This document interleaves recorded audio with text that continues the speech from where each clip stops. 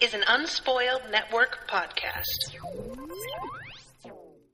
This is Unspoiled, covering The Dark Tower, Book 5, Wolves of the Calla, Part 2, Chapter 6, Grandpare's Tale. In this chapter, what's under that mask? Oh, what is it? Chapter over. Fuck you, Stephen King. Welcome to Unspoiled.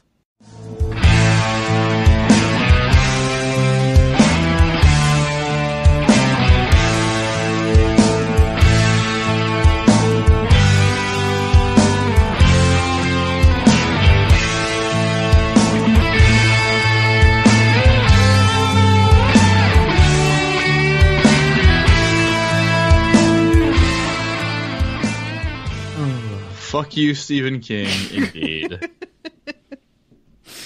God damn, that pissed me off so bad. I kind of figured he would do that, but I was just really hoping he wasn't going to be a dick about it. I was wrong. Come on now. Right? If you were writing this book, you would have fucking cut it off there, too. See, that's the thing, is that I'm realizing that I have, very little restraint as an author. I want to tell my readers everything right out. And that's such a dumb idea. It's terrible. I need to not do that. But it's I'm just so excited to share things, and the kind of restraint that you have to dole things out and trust your audience that they will be patient enough to let it sink in. And they'll be compelled. That they'll find what you're teasing a compelling enough thing that they want to come back and figure it out, as long as you want to draw it out. Yeah, that's something that I think I is the main thing for me, is that I'm oh, they're going to not give any shits about this. They don't even, it's such a small thing that they're not even going to realize that anything has been set up, and I need to start being a little bit less subtle, because sometimes I get afraid that I'm beating people over the head with stuff. And then I realize that most people, no offense everybody who's listening, but most people are dumb and don't catch things. Or, like this show has proven, we read things really fucking fast and we don't let things sink in. And then once you're doing it chapter by chapter, you're oh yeah, I should have 100% seen that coming. Yeah. But because you flew through it, you didn't at all. Yeah. Hi everyone, I'm Natasha. I'm Miles. I'm your host that called you stupid today. Welcome to the show. And I'm your host who also kind of thinks you're stupid. I mean... most of you, anyway. Miles was talking earlier about having these moments where he's just I'm not good at this. Everybody's lying to me. Everybody hates me.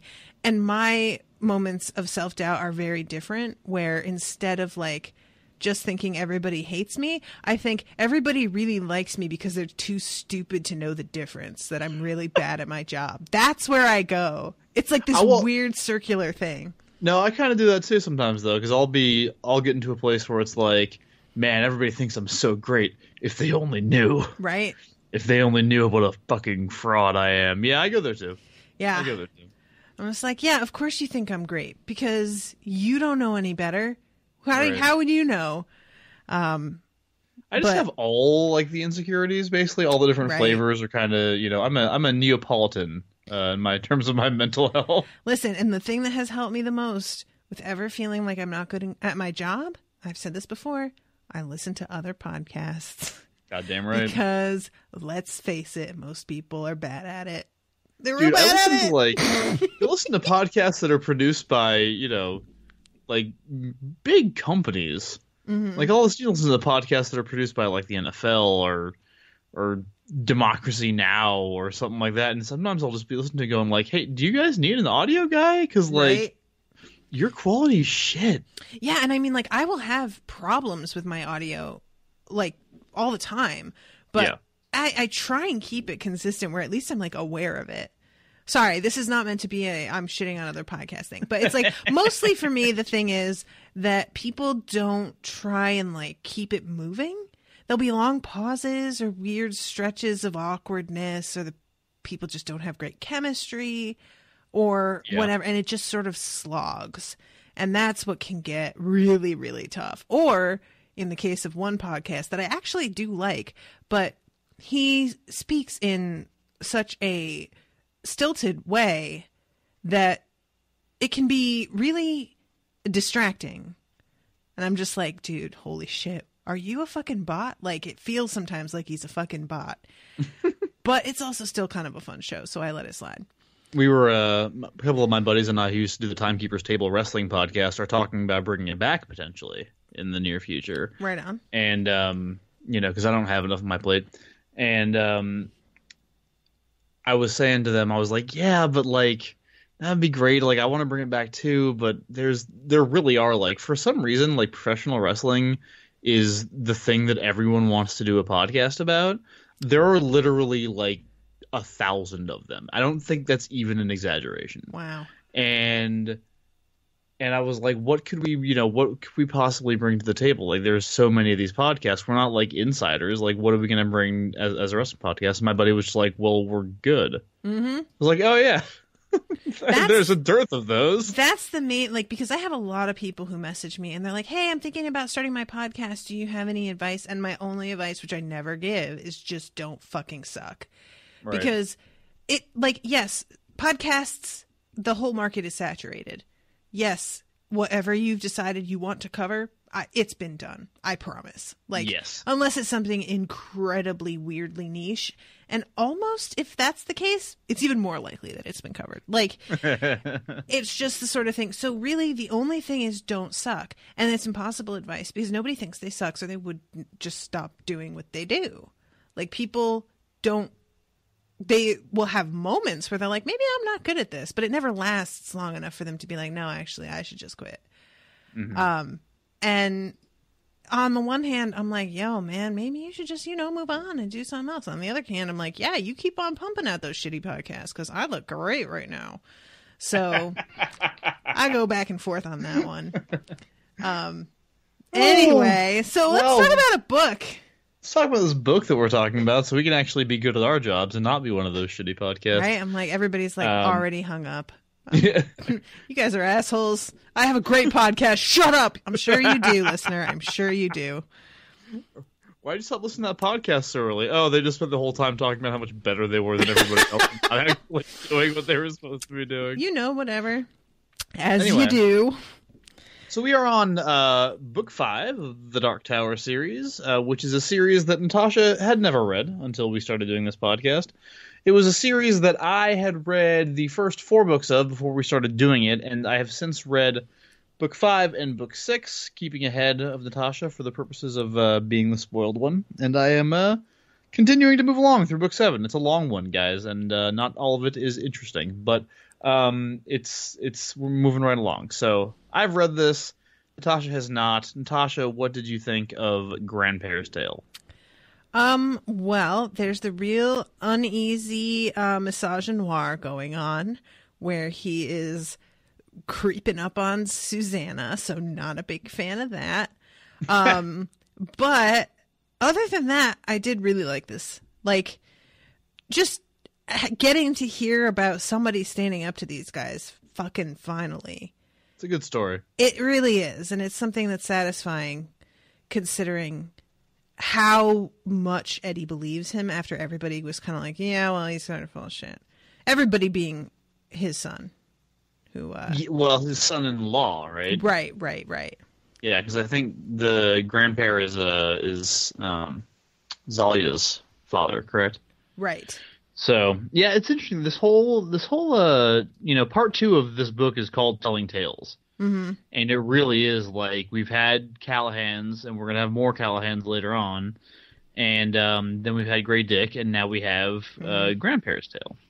But we start off with Eddie and Susanna just kind of hanging out and meeting Tien and Zalia's kids. Wait a minute, is he Zalia's father? Because what's his name? Tien says, I think he'd want to get his hands on my wife if he were a little younger. Oh, maybe he's. I sure don't hope that isn't what I thought. So, yeah. And because Eddie's reaction isn't, ew, she's his daughter. He's like, right. The dude's not younger. Drop it. Okay, so it is his dad. My apologies. I made that mistake. I don't know why I thought that. Anyway. Okay, I just wanted to make sure because I was like going under this assumption the whole time. I was like, I'm gonna have to recontextualize everything now. No. No, you're right. You're right. Anyway, yeah, that's right. Because his name is something Jafford, so he's a Jafford. So okay, right that makes sense. So, but Eddie and Susanna are hanging out at Tien and Zalia's place and meeting their adorable childrens, and also their ruined siblings. Yeah. I don't know why. I think it's just because they've been kept to the background so much, but I wasn't really like ready for what their reaction was going to be. But of course, when you see even your average, regular, healthy human being, if they are 7+ feet tall, it's going to be a shock. So I don't know why I wasn't really ready for like the moment when they were going to be like, holy shit, what is that?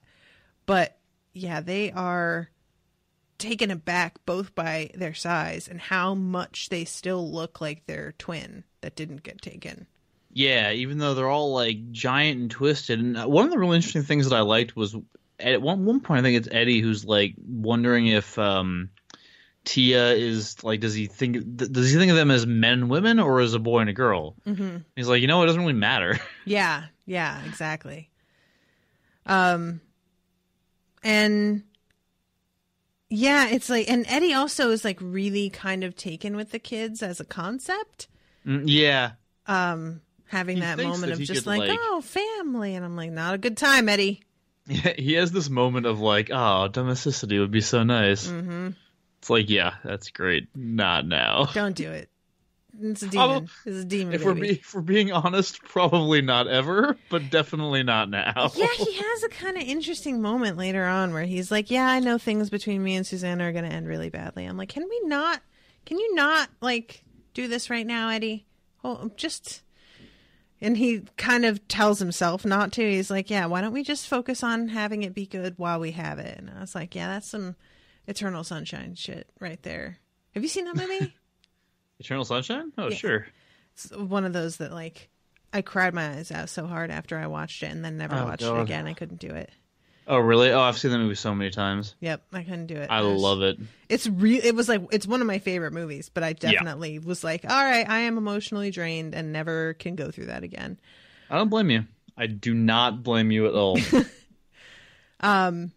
So, further point of clarification, Jamie Jaffords, which is a grandparent's real name, is actually Tien's grandfather, not his father. Okay, gotcha. So, and he says something about how, like, because Tien, like, hates the guy. Yeah, he does.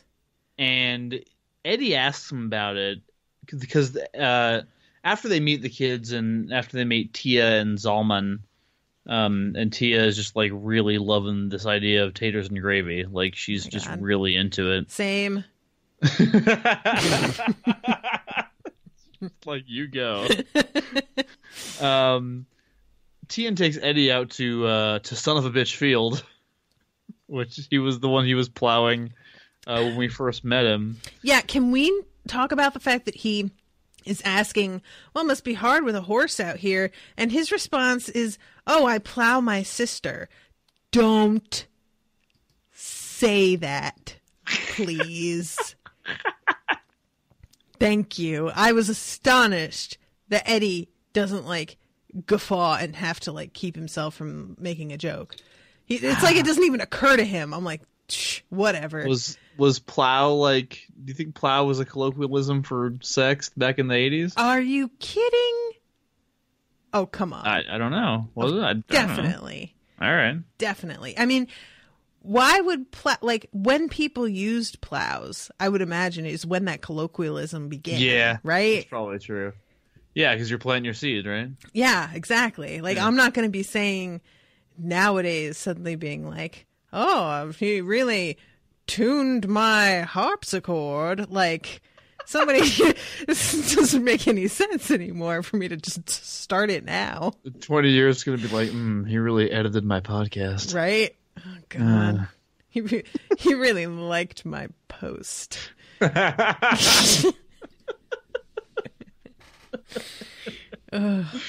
Sorry, guys. Everybody's shut it off now. It's just you and me, Miles. I think this is better. It's better this way. We just like freely talk to each other and not worry about what other people think. Yeah, because we know what they think at this point. They think we're crazy people. I like that we're talking about it like putting down an injured animal. It's better this way. It's better this way. Probably just, for everyone. Exactly. Anyway, so they go out to Son of a Bitch, and Tion's like, I'm going to plant Madrigal here. And Eddie's like, yeah, totally. Oh, poor Eddie. That's going to happen, buddy. It is so hard to sit and watch somebody say a thing that you're like, that's not happening. But they totally believe it, and you can't be the person to rob them of it in that moment. Yeah, that's a rough one. Or you can be the person that definitely robs them of it, like me 10 minutes before we started the podcast, where I just yelled at Miles for about 5 straight minutes. Wait, when? What? When you were just like, well, I was thinking that I could start this thing, and I'm like, what is the matter with you? It's like, when did you yell at me? Oh, yeah, the time when you yelled at me. Yeah, like half an hour ago. When I moved it just reminds me of when I moved to Flagstaff in 2011. I moved from Tucson to Flagstaff to go back to college. Mm-hmm. And Flagstaff is like a kind of hippie stoner college town. And when I moved to Flagstaff, I told everybody that I had to quit smoking weed. Because, like, I wouldn't know anybody there, man. Like, can't risk it. Like, it's not like being in Tucson with all my friends and, I trust people. It's like, I can't trust anybody up there. And they're all like, yeah, you're totally going to quit smoking weed in fucking Flagstaff. Absolutely, buddy. Absolutely. I get to Flagstaff, it's like the cops are smoking weed. I'm like, oh my God. We tried to warn you, buddy, And this was, like, before, like, Seattle and Colorado legalized it. It was... Flag is a place, that's for sure. Not that I've ever smoked weed, if anyone's listening. Just, But... The cops. Yeah. Cops in Flagstaff were like, yeah, man. So, anyway... this has been a great episode for tangents. Back to the story. So what I was saying before was that Tien has this problem with his grandfather. Mm-hmm. And Eddie asks him what his problem is. And he's like, well, it's something he did to my father, and I really don't want to talk about it, so just leave it alone. Yeah. And I love this, because this is just something you don't see a lot in fiction, or at least not in, like, the classical ideas, because you would kind of expect them to just leave it there. Mm-hmm. And Eddie's like, no, we're not going to leave it alone. You need to get over this shit because I need information. Yeah. And you are going to sit there and be pleasant to him while I get that information, and you are going to help me with whatever you know that will help me. Yep, it's which I dig. That. I leave it alone. No, you leave it alone. You can't handle the loan. That doesn't work. But yeah. It's I kept on wondering because of the way that he kept really kind of intimating that his dad was trying to fuck his lady in, the inconsequential way that an old man can't fuck a lady when he's that old. Right. Felt like it had to be a whole other thing. And the fact that it turned out to be something totally unrelated just kind of shows how much his bitterness has spread to every part of his life. Yeah. Eddie asks him, first thing, do you think his story about seeing a dead wolf is true? Mm-hmm. And Tien is like, probably. He doesn't want to say yeah, but he's like, yeah, though. He's like, he's got a lot of tall tales, but this one is really consistent. He's been telling it for a long time.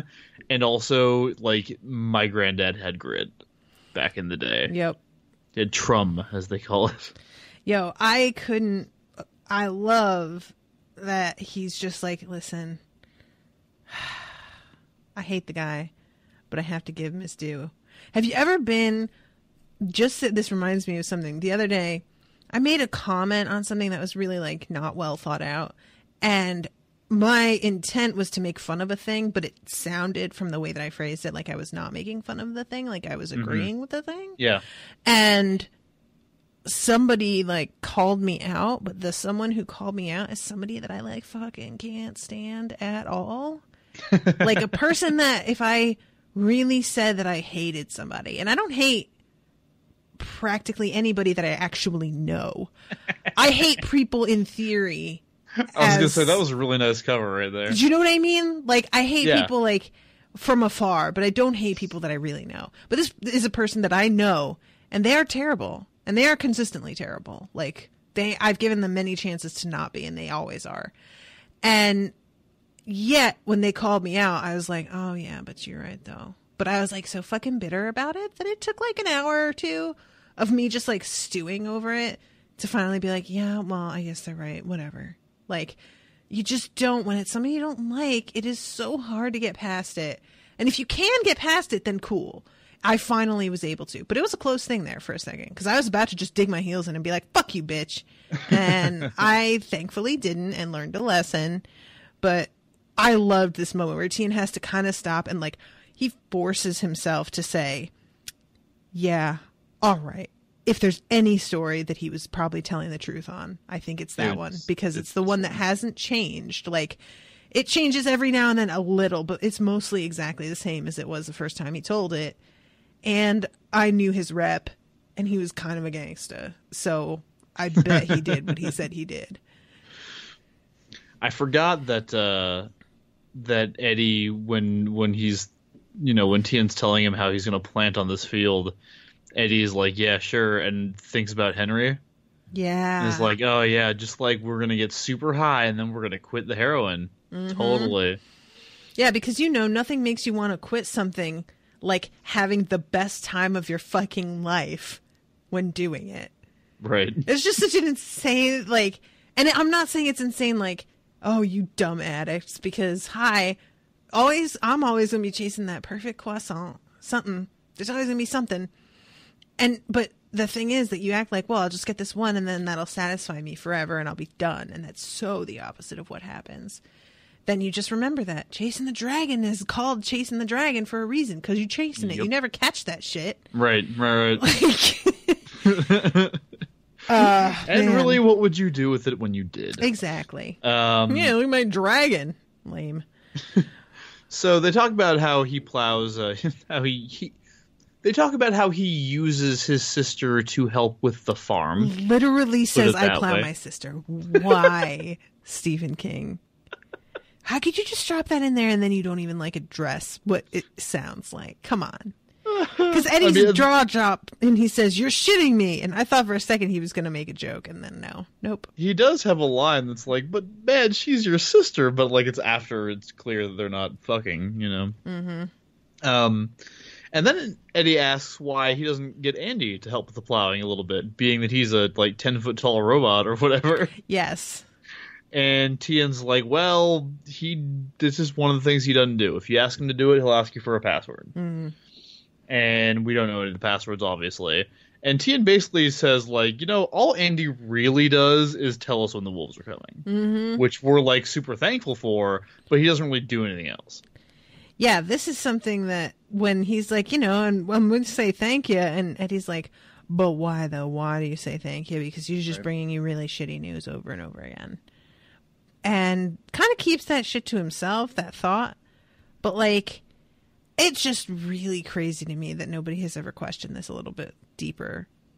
He's also wondering if, like, Andy is, maybe hoping that they'll stand up this whole time. Mm-hmm. Like, maybe he tells them the wolves are coming every time in the hope that they'll fight back. Right. But he also says that Eddie recalled Andy's decidedly smarmy smile and found such altruism hard to swallow. Mm-hmm. It wasn't fair to judge people, or even robots maybe, by the way they smiled or talked, and yet everybody did it. I want to know how a robot smiles smarmily, because I feel like you need a lot of facial muscles to look smarmy. You know what I mean? Like, that's got to be, there's a lot involved with that. Like, your eyebrows have got to sort of, like, one of them goes up, and there has to be, like, a weird little smile. It's almost a wink happening. Like, how did he get that with a metal face? But maybe it worked. I don't know. I don't know what his face looks like. Yeah. But yeah, some things he'll do, but plowing fields and digging wells ain't among them. Yep. And he also says he's really not much help, and he can be tiresome. If you don't know that now, you will if you stay long. But he does tell us when the wolves are on their way. So tiresome, I'm kind of interested to see what that's about. But because it's like, he was keeping kids from dying, jumping out of a barn earlier. Yeah. So it seems to be somewhat useful, but so they go back, and Susanna is playing with Zalia and Zalman and Tia and the kids. Mm-hmm. They're doing like the jump rope game, and they're singing a little rhyming song, which, oh god, when I worked childcare, these songs were the bane of my fucking existence. Oh my god, I used to be so into this shit. Clapping games, I was the fucking champ. Like, I was really good at those. But double dutch was something I couldn't. I could do regular jump rope, but double dutch, that's hard. I never got into that one. I was too scared to jump in there. Eddie double dutch does it. Yeah, Eddie jumps right in there. Mm-hmm. And Susanna's like, you are not going to do that, and he totally does. Yep.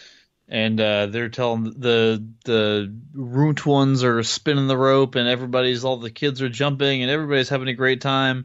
He sees Grandpere kind of out of the corner of his eye, and then then dismissed the old man for the time being. All he wanted to do right now was keep his footing and not be the one who fucked the spin. I really like this, and I like the little detail of the fact that Eddie loved to do this, and when he moved up in school, it was considered girly, so he didn't want to be a sissy, and he stopped.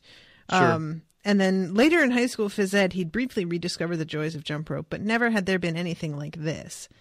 So, I really like that. Toxic masculinity, man. Keeping dudes from doing things they love. Keeping girls from doing shit they love. Let us just do the things that we love, y'all. Let's just do this shit. Fucking seriously. Good lord. Come on, it's fucking jump rope. What?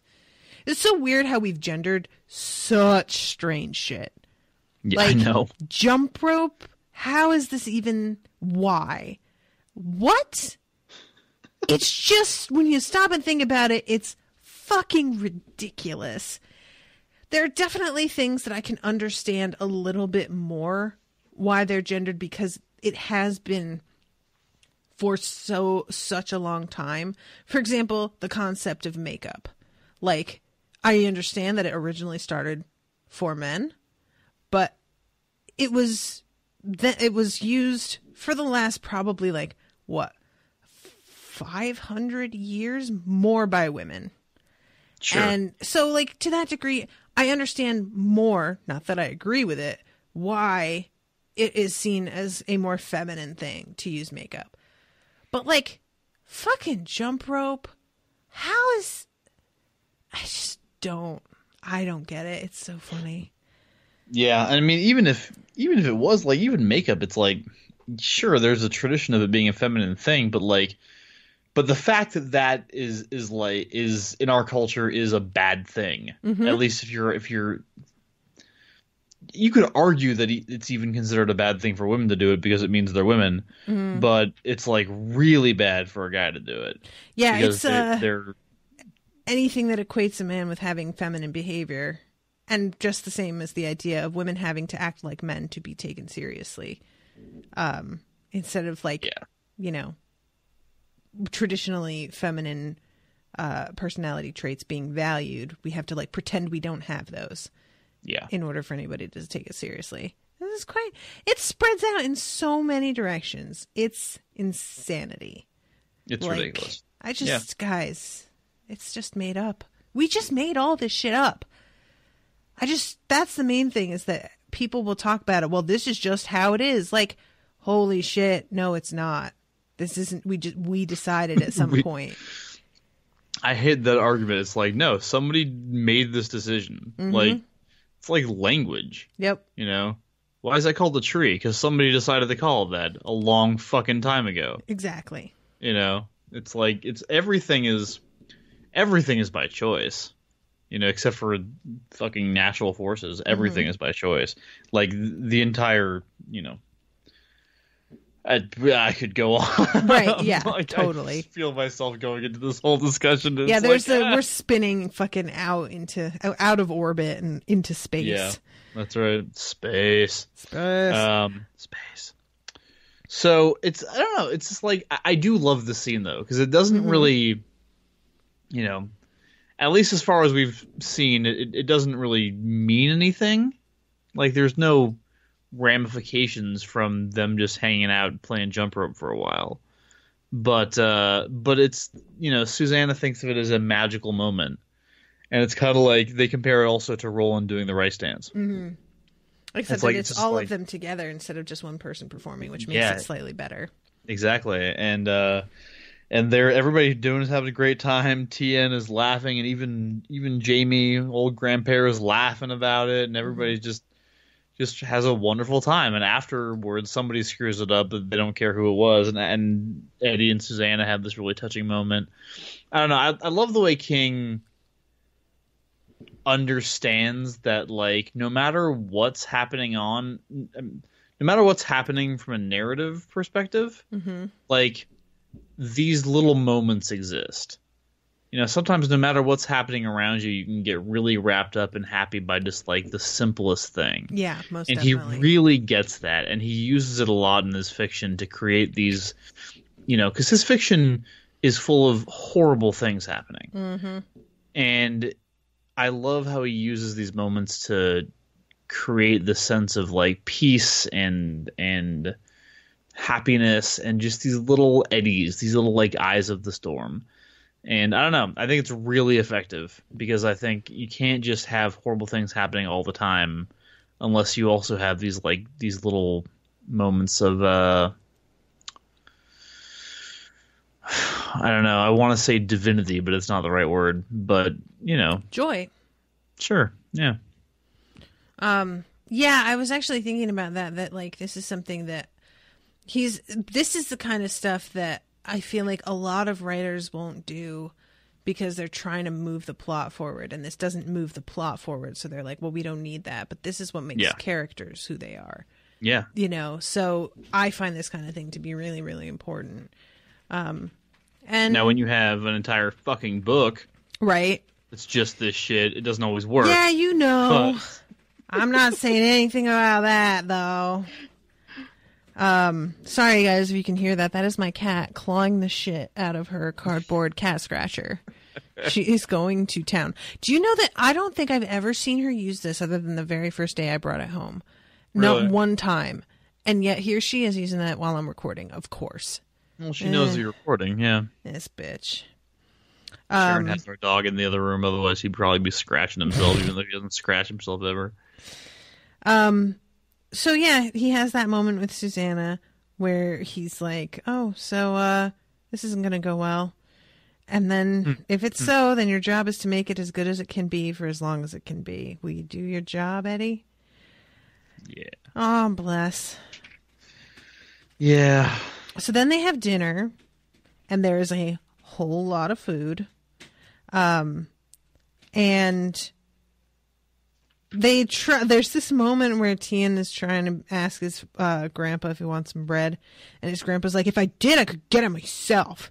And he picks up the bread basket to like prove his point, but then knocks over the jam jar, and they're like all looking at each other like, we're just gonna pretend that we didn't see that or something. But his accent is really interesting. Yeah, it is. Because sorry, go ahead. No, go ahead. I was thinking, I hear it as like a super southern version of what they're doing here. Okay. So how's that sound? Do that one for me. It's like, Mom still works if I do. Something like that. I don't know. Wow. That one barely registered for me as being the same sentence that I was looking at when I heard you saying it. Like, that's just... How would you read it? I guess I kind of hear it like almost a Maine accent, but like, Mom still works if I do. You know what I mean? Yeah. Oh, sure. Oh, sure. Come up and rub against my microphone, you dummy. Get out of here. crying out loud. I feel like you're probably a little bit more like, I feel like yours makes more sense, but like your interpretation of the accent, to me it really helped. I remember it really helped me reading his lines if I thought of it as a Southern thing, you know? Yeah. I don't know. Maybe it's because I don't have a lot of experience in the Northeast, which is probably true. why I don't kind of hear that. Like, I've got a lot more experience in like the South and the Mid-South, the Deep South. So it's much when I see AH written phonetically in place of the word I, like that's where I go. It's like that's a Southern thing. But I know they do that in the Northeast too. So yeah, I'm looking at the other sentences. Ain't seen a true brown woman, and I'd have to say 40 year. Used to be they come in on the leg my butts, but no more. You know, like just this weird kind of, almost like a Maine accent with his teeth missing, sort of thing is what I picture. Ain't seen a true brown woman, and I'd have to say 40 year. Used to be they'd come on the lake my butts, but no more. Butts. I said that because they specify that. That's how he says it.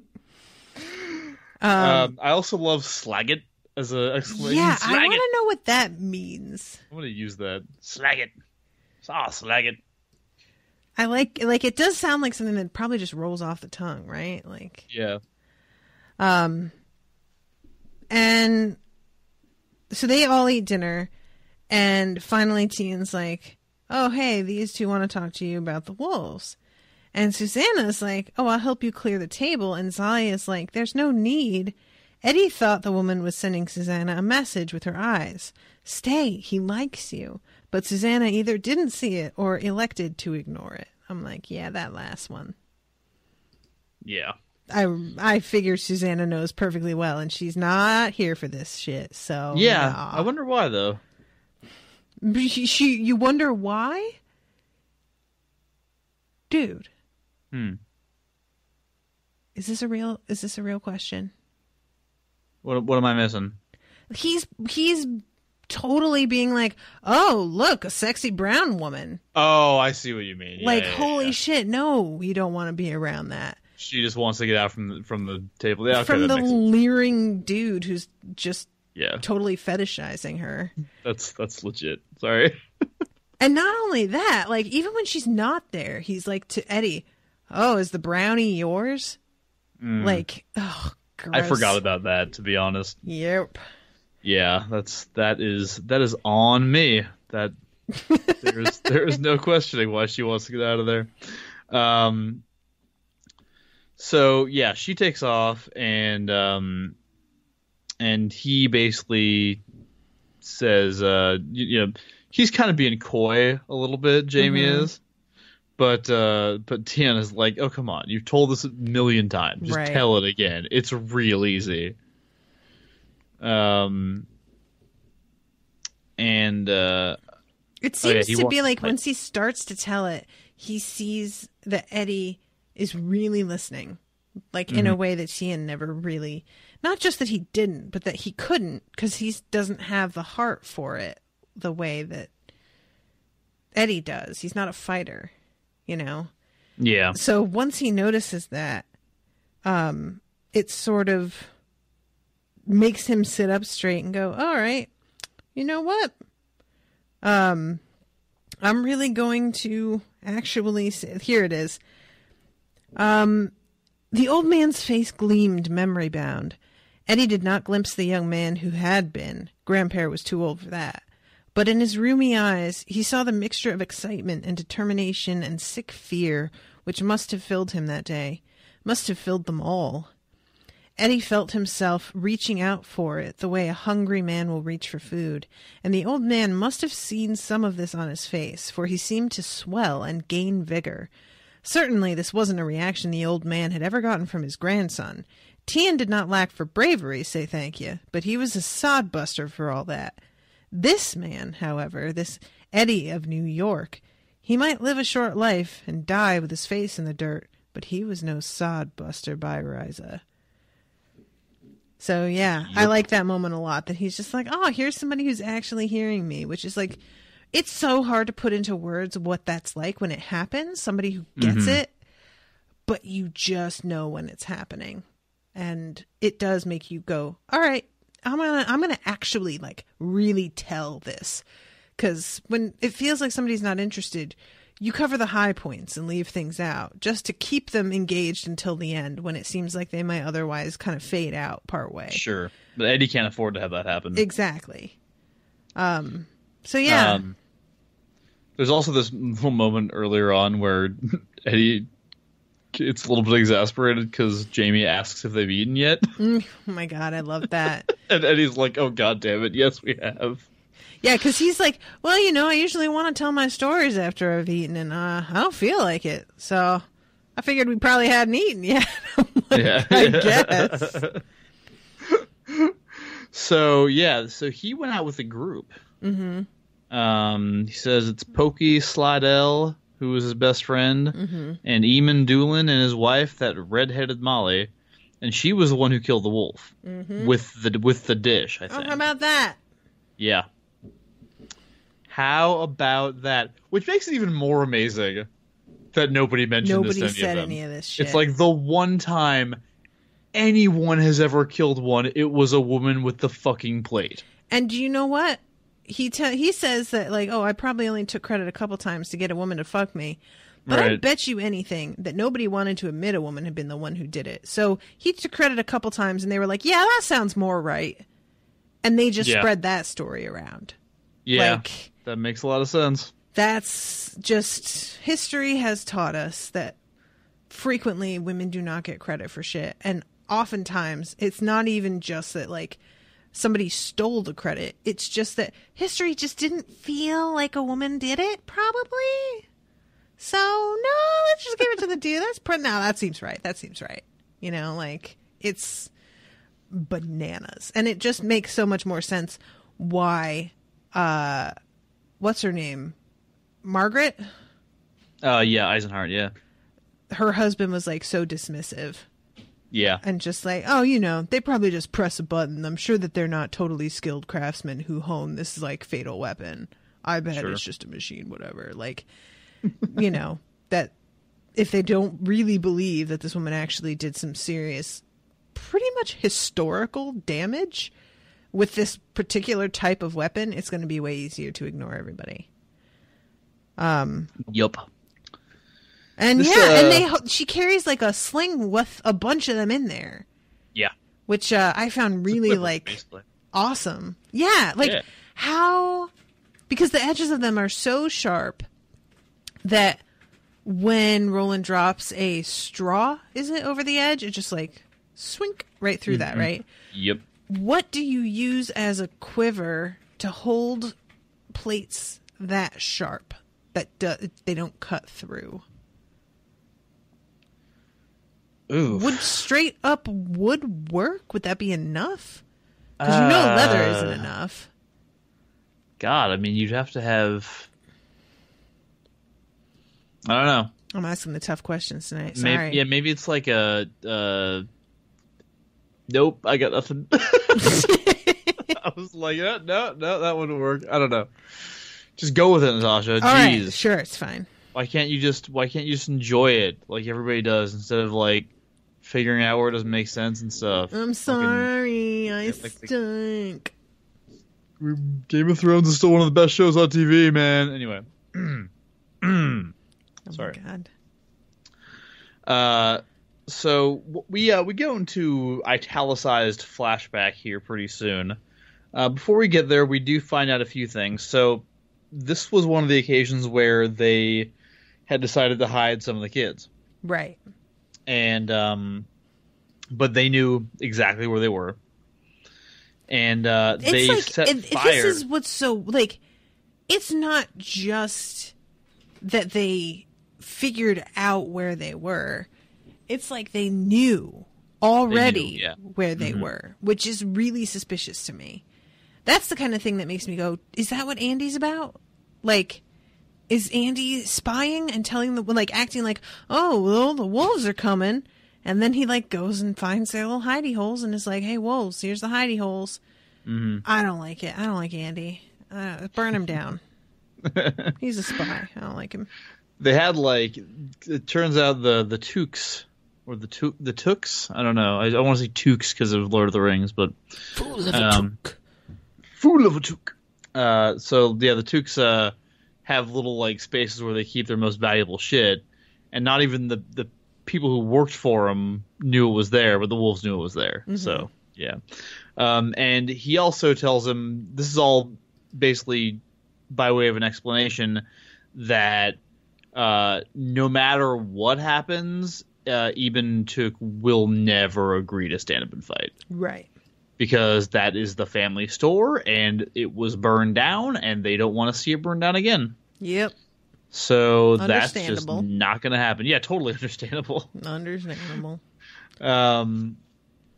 So yeah, so we go into flashback here, and basically his friend, what Pokey Slidell says under a burning autumn sky with the sound of the season's last crickets rising from the high white grass on either side of them is, "It's been good to know you, Jamie Jaffords. Say true." So they all know they're 19. Yep. And they know they're going to die. Yep. Well, Jamie doesn't know.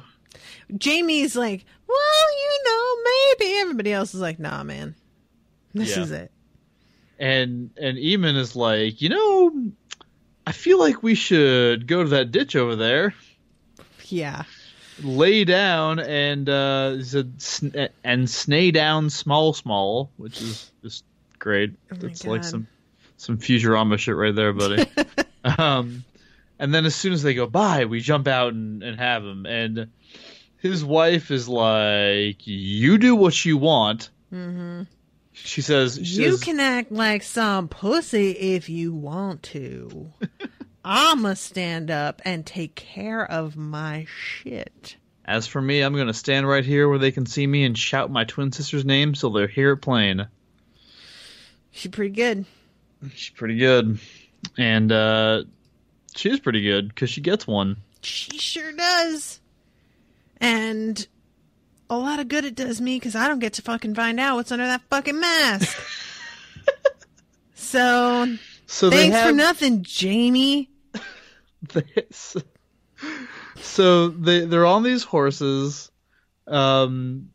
There says the wolves seem to leap forward through the swarming air. Their pants are as gray as the hides of their horses. Dark green cloaks fly out behind them, green hoods surrounded by masks. They must be masks that turn the heads of the 4 remaining riders into the heads of snarling, hungry wolves. And there's 4 of them, and there's 4 defenders. And Jamie is rallying his friends here. And they have light sticks. Oh, right, yeah. And then they also have something called sneeches, which they throw. Mm-hmm. And Pokey shoots his bah and misses. Eamon shoots his and hits the neck of one of the horses, mm-hmm. which cries out and staggers.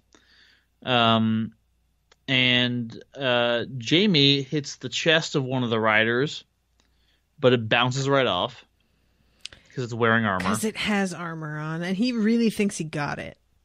Yeah, that's a rough moment where he starts to give a shout of victory, and before it's even out of his mouth, it dies because he sees that it just bounced off.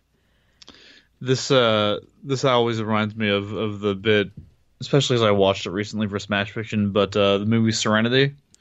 Yes. Where Mal confronts the operative, and the operative's like, "I'm not threatening you. I'm unarmed," and Mel's like, "Good," and shoots him, and then moves like he's just won the fight. And then the operative comes up, grabs him, and is like, "I am of course wearing full body armor. I'm not a moron." I forgot about that. Yeah, I should rewatch that. I've forgotten a lot about it. So one of the wolves throws this sneech, and it hits Eamon Doolin in the face, and his head explodes. Yeah, this is gross. It's like an explosive boomerang thing. It it seeks out living things like it knows, because it comes back sort of looking for him, but he's laying on the ground and it doesn't push any harder. But like, so it's like a heat-seeking grenade, flying grenade. It's really weird. Yeah. And the second guy who like, this one is really gross. The Sneetch strikes him dead center and he explodes inside his clothes, belching blood and torn flesh from his sleeves, his cuffs, from the busted buttons of his fly. Again, Jamie is drenched, this time by the hot stew that was his friend. Holy fucking mother of God. That is fucking disgusting. It just like liquefies you. Yeah. That's gross. So Molly manages, like we said, to get it. She throws her dish, says it strikes it just to the point where the thing's green hood crosses the wolf mask it wears, right in the forehead, and it falls off its horse. And she is reaching for another dish when one of them cuts her arm off her body with one of the light sticks. Yeah, that's rough. And her clothes burst into flame. She's still trying to get one of the plates. Yo, she's reaching for the plate in her severed arm's hand. She's like, so you might have taken badass. my arm, but you didn't take my fucking plate, dummy. I could still get that shit. Like, yeah, not being stopped. Oh, and Unstoppable. she actually does. She gets the dish out of her own severed hand's fingers, but by then she's on fire. Yep. There goes a bitch who did not know when to stop. Good job, lady. I love you. So, yeah, that's when Pokey gets turned into hot stew. Ew. And Jamie fires again, but he just shoots one of the horses. He ducks. The Sneetch presumably goes over his head. One of the horses hits him, and he gets knocked into that ditch. And he lies there pretending to be dead, essentially. And then they come back. Yeah, and he thinks like, oh, they know. They're going to find me. But they do not. Yeah, no, they miss him. They kind of... They just really ignore the body of their friend. Yeah, because he seems to think that they're going to come back and take the body because they won't want anyone else to know that they can be killed. But it does not appear that they are particularly bothered about that. Like, he expects them to be more bothered than it turns out they are, you know? Yeah. So I'm curious about that. So there's when Jamie stands up after they're gone, there's still a Sneetch coming around, but it's moving really slowly, like it doesn't have any power. And Jamie knocks it out of the air with his bah and just kind of smashes it, and like weirdly buries it while he's crying. Yeah, because it's still like buzzing. Yeah, and he's just like, I'm fucking gonna kill you. He can't touch it. Because apparently, like, it seems like if he's able to bat it out of the air, it seems like it has to be in contact with flesh for it to work, you know? But, yeah, he manages to bury that shit, which, yeah. So, he goes up to the wolf's body and pulls off its mask. Yeah. Yeah. And it's Luke Skywalker's face. Oh, old joke. For that call. It's like like somebody calling a sports play. Oh my, there it is, old joke. Yeah, old joke. He's like, oh, I pulled the mask off, and Eddie's like, holy shit, and he's like, well, I've got to be really fucking dramatic about this, so I'm going to talk to you for a while about how everyone told me I can't tell anyone. And also, come here so I can whisper it in your ear like a creep. Oh my God. I was ready to throw my Kindle into the bathtub. Oh, Lord. Did you ever see the movie Mirror Mask? No, I have never even heard of it. Yeah, it's not terribly popular. It's a little bit obscure, but it's a really good film. It's a lot of visuals and puppetry by Jim Henson.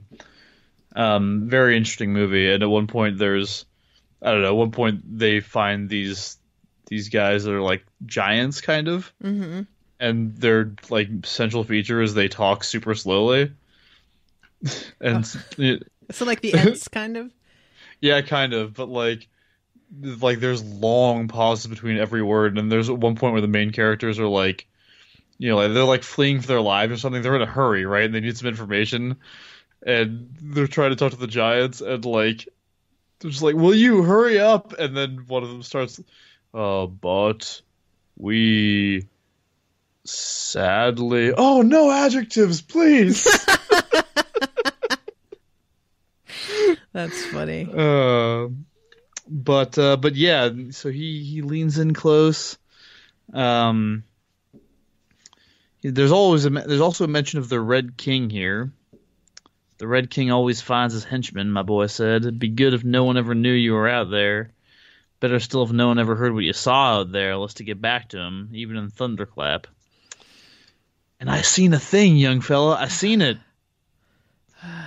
And finally, he fucking tells him, but we don't get to know. And of course, he says 19 words. I swear to God, this fucking book. And Eddie's like, of course, it makes perfect sense. We should have known. And he's like, oh God, it makes so much sense. Oh. This makes me so angry. And the chapter ends. Like, just you, like, recounting this right now makes me so angry. It's like, I hate it so much. I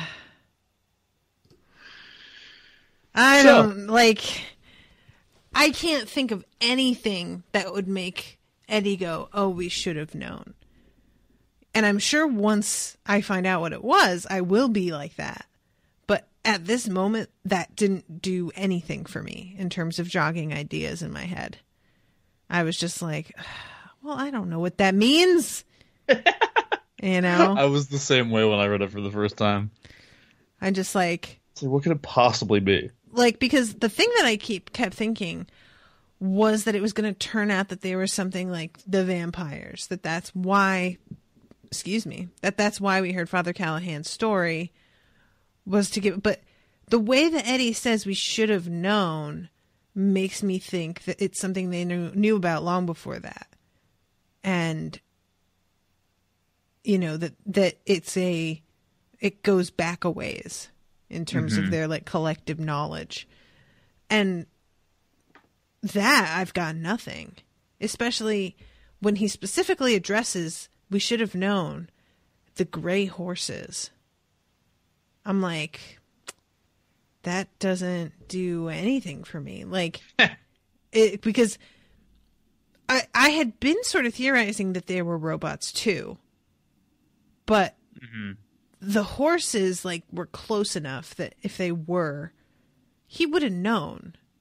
It's not, and so it seems that they were real horses, and definitely one of them made a sound and like lurched when it got hit with the bow or the ba, whatever.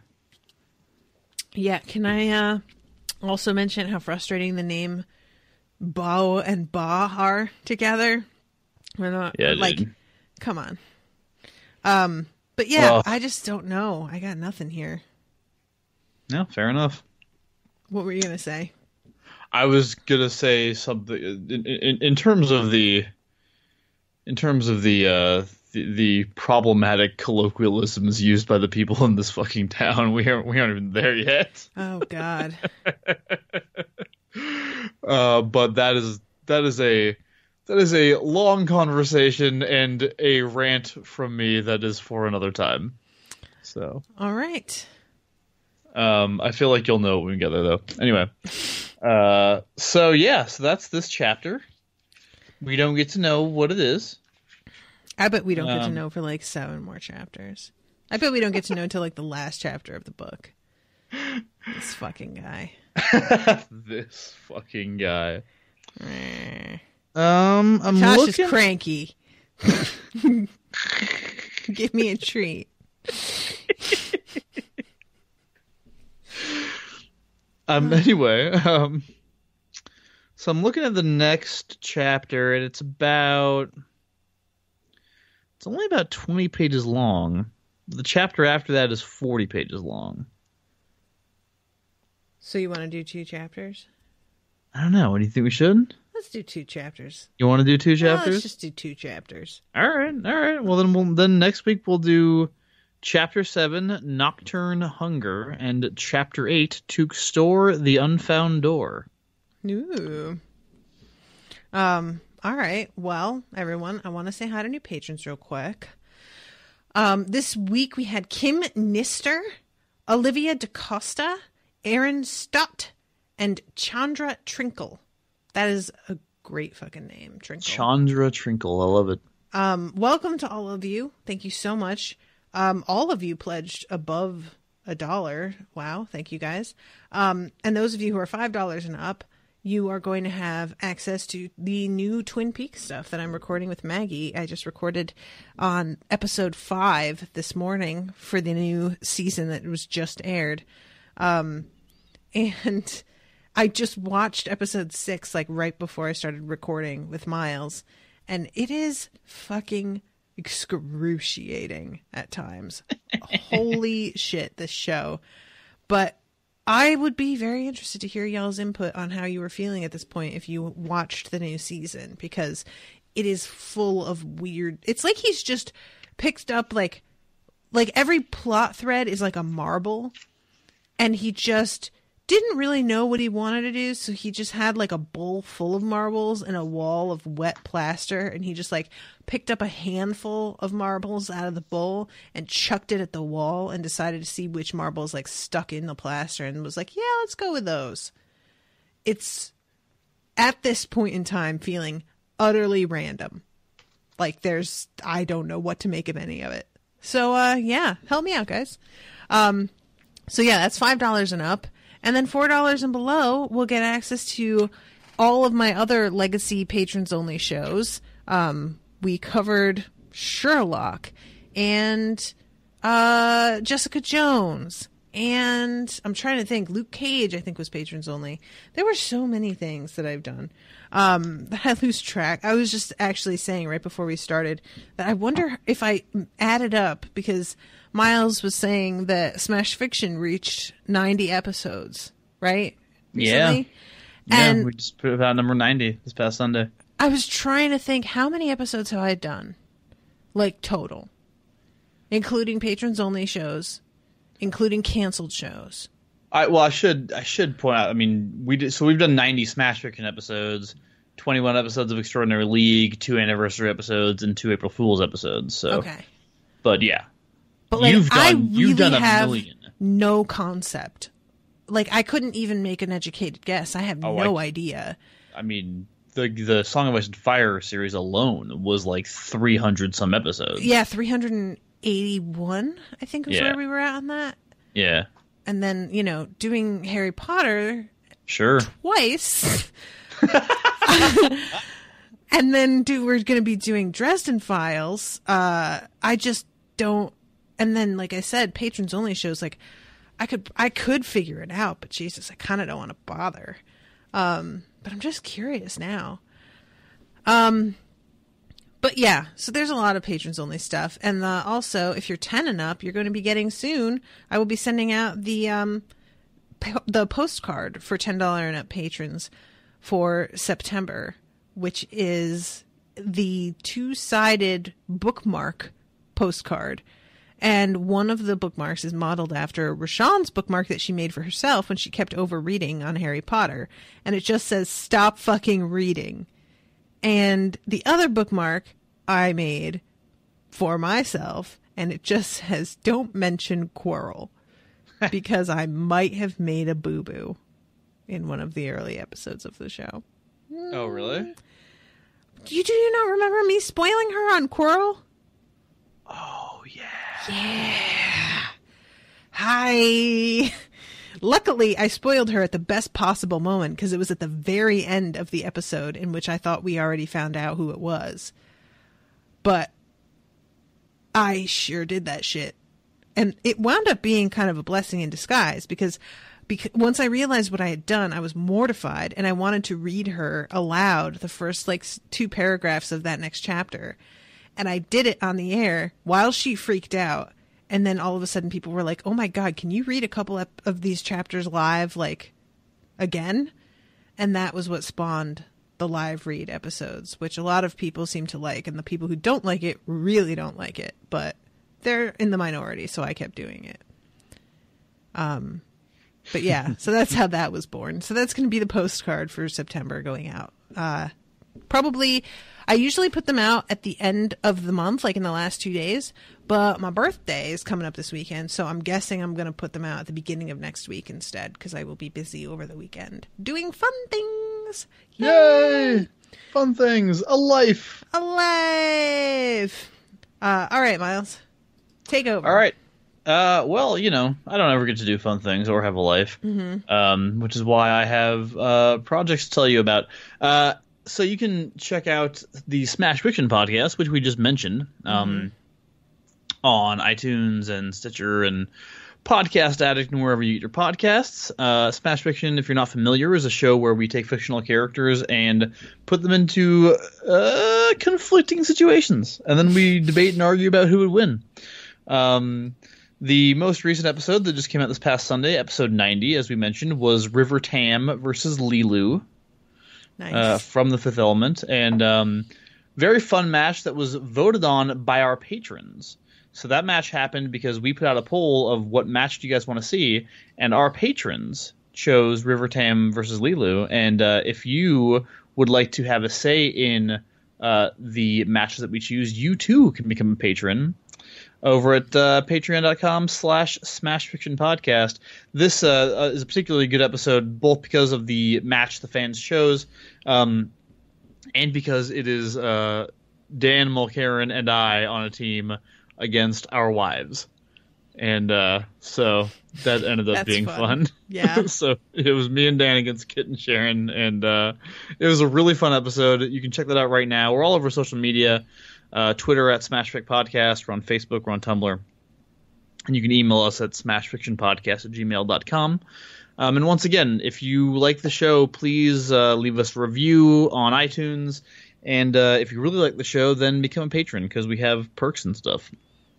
Being able to vote on what matches we do is only one of them. You can suggest your own matches, and actually, we call it dictating matches. You can actually send in a list of matches, and we have to do one of them. So that is a cool thing. And you can also vote. We do monthly bonus content for our patrons. So every month, one of us does a little something extra for our supporters. And this month is, not to spoil what it is, but it's really good. Okay. He's dying to spoil it. It was just sent over to me. Okay, look, the patrons pretty much know what it is, I think, because they got to vote on the poll. But it's a song by Liz Logan, one of our hosts, and it's very good. It is very good. So if you want to hear this amazing song that Liz put together, you should go over to patreon.com/smashfictionpodcast. And while you're doing that, might as well take a detour over to universesofthemind.com to read the brand new blog entry that just went up today on Universes of the Mind, which is my science fiction Hugo Award for Best Novel winner essay / analysis / whatever I want to write about blog. I'm still writing about Robert Heinlein's Double Star. I think I've written 2 pieces about Double Star, and I think there's going to be one more. And then after that, I finally get to move on. This whole process in the last 6 months has been agonizingly slow, but I finally get to move on to Fritz Lieber's The Big Time, which I'm very much looking forward to. So the new post is up on universesofthemind.com. It's all about the main character of this book, and I think it's good, so you should go over there and check it out and read it. And you should also definitely check out the Odyssey Storytelling Podcast, which is something that I do so well that they pay me to do it. Dun, dun, dun. I know, it's unbelievable, but this is a podcast that is based out of Tucson, Arizona, where I live, and every month some people get together and tell like 10-minute stories. Like usually 6 to 7 people makes up a show. They tell stories that are based on a theme. The most recent episode, the most recent show that happened at the beginning of September was on transformation, was the theme. It is an excellent show. We just had to switch venues, and we're still kind of, at the time of recording, we were still figuring out the sound a little bit. So this particular show might not be quite the same quality as the others, but we did what we could, and it's a really, really good show with lots of truly amazing stories. Like, seriously, you have to check this out. You don't have to be from Tucson or anything. These are just people who happen to live there or in the area telling these stories. But the stories are universal. They are not locally based, except for the one episode that we did that was like only in Tucson. It was about Tucson. Aside from that, these are all stories and themes that everyone can relate to for the most part. That will be coming out this Thursday. So by the time you hear this, it may already be out, depending on whether or not you're a patron or not. If you're hearing it before Thursday, then it will be out on Thursday. If you're hearing it after Thursday, it's already out. And you can find that, again, everywhere podcasts are not actually sold. For the most part, they're distributed freely, but you can find it there. Again, the Odyssey Storytelling Podcast. It's been coming out once a month, but we're changing up the format a little bit, and there'll be some announcements about that a little ways down the road. But suffice to say, there is actually going to be another show the week after, which is something that we don't usually do. And that show is going to be an extra, it wasn't an Odyssey show, but it was a different storytelling event that we recorded, and it's going out on our podcast feed a week from Thursday. And that is a little show about stories about breast cancer. And it's called Thanks for the Memories. And it's hosted by David Fitzsimmons, who's a local political cartoonist here in town, and he's a very, very funny individual. And that show we actually did have better audio for, and it's really good as well. So this podcast, I'm spending so much time talking about it because we really are just kind of getting it started. And we do need support from anyone and everyone who wants to go check it out. And this is something that, as time has gone on, I've become very invested in. Not because they pay me, although that's like, because they'll pay me no matter how good it is. Let's be honest. They just want a podcast. But like, it really is a great show, and I'm starting to become more and more interested in getting it out to a wider audience. I really want more people to hear this. So if people telling stories is kind of your thing, I urge you to check it out, because I think you'll really enjoy it. Once again, it's the Odyssey Storytelling Podcast, and you can find out more about Odyssey itself on odysseystorytelling.com. And I think that's it. I've been talking a long time. I've been talking a long time. That was a really long one. I was just sorry. I started to be like, "Wait, is this okay?" No. I mean, I've been plugging Odyssey on here, but it's like I haven't been doing it justice, and I really want people to understand that it's something that I host and produce with a lot of love, and I think it's really good. And so it would really mean a lot to me if y'all went and checked it out. Right on. So. All right, everybody. Well, you know where to find us. Facebook.com/UnspoiledPod, Twitter at Unspoiled Show, Instagram at Unspoiled Podcast. I'm on Instagram at The Glamour Junkie. And, hit us up. You can also email us if you have anything specific you want to say at unspoiledpodcast@gmail.com. I think that's everything. Yeah. All right. It. Thanks, guys. Thanks, everybody, so much for listening, and we will see you next week with 2 more chapters. Toodaloo, motherfuckers.